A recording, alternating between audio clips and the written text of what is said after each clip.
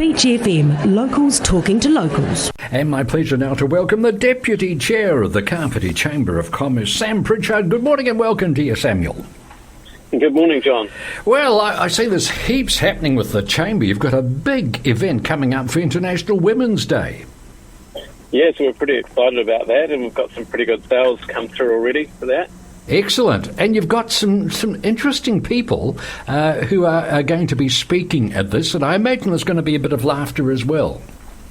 Yeah, so we've got Victoria Gathers, the MC, who I hadn't heard of before, but she's a pretty well-known reporter and journalist based out of Foxton and Washington, D.C. Yes, indeed. Oh, look, no, she'll be great. But you've got the lady from Wellington Paranormal as well, haven't you?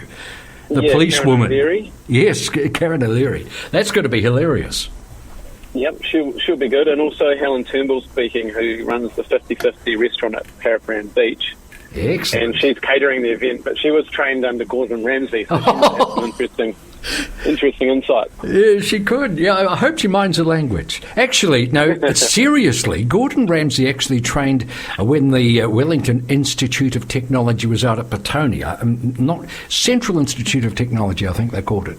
And he was there for about 3 weeks as a tutor. Gordon Ramsay, right. And I knew one of the parents of the students there, and they said he didn't swear once. He was absolutely charming. He was very, very supportive, and not the sort of character that you see on TV. But that's a slight digression.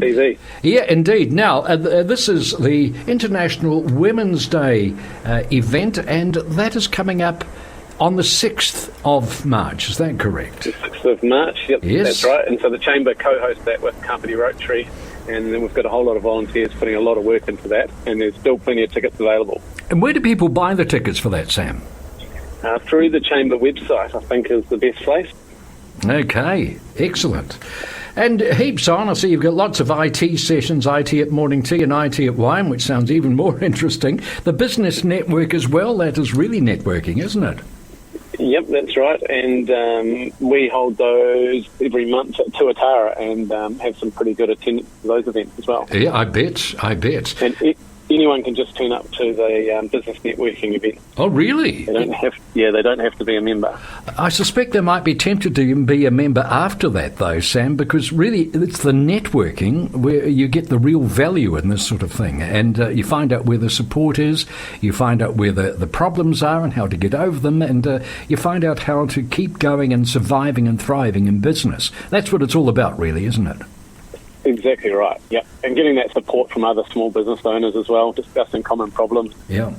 Excellent. So that's the business network. That was at Tuatara. Now, when is the next one? I think the next one's the 9th of March. Okay, 9th of March at Tuatara.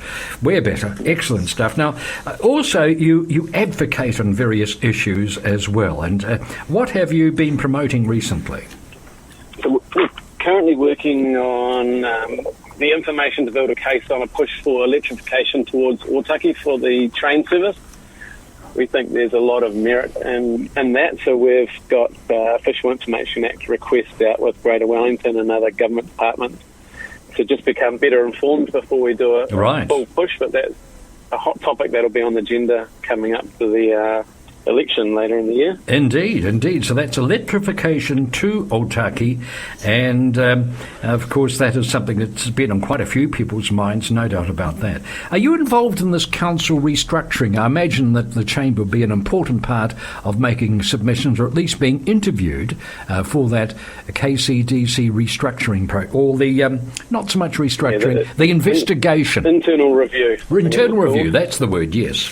So, the Chamber were interviewed in December or November on that, and the report was due out in February, and I understand it's been delayed due to a bereavement in the company. Oh, really? Company who was undertaking it, yeah. So it's due in March, but everyone's eagerly awaiting the results of that. But I guess in my dealings with council in the last 2 months has been pretty positive. They've been really helpful. Excellent. So, I hadn't heard that report had been delayed. So, at least for me, that's hot news. And so, hopefully in March, and hopefully there's only one version of that report. I would like it to be public, and I would like it to be a full report, personally. And I suppose you would go along with that, would you?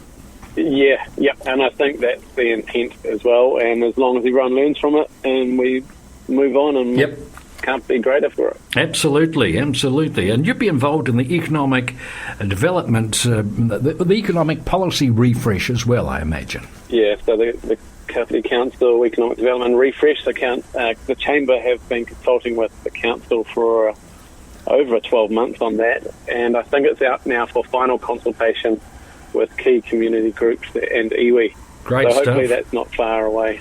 So there's a fair bit of work going on, Sam. You certainly are playing your part in terms of being a part of an active democracy, aren't you? Yep, exactly the point of it. Yes, exactly the point. Great to have you, Sam. Thank you very much for filling in, and I think it's gone pretty well, so give yourself a tick. We'll give you a pass. How about that, eh? Good on you, mate. Thanks for your time, John. No, thank you, Sam. Much appreciated. There we are. That is the Deputy Chair of the Kapiti Chamber of Commerce, Sam Pritchard. 106.3 Beach FM.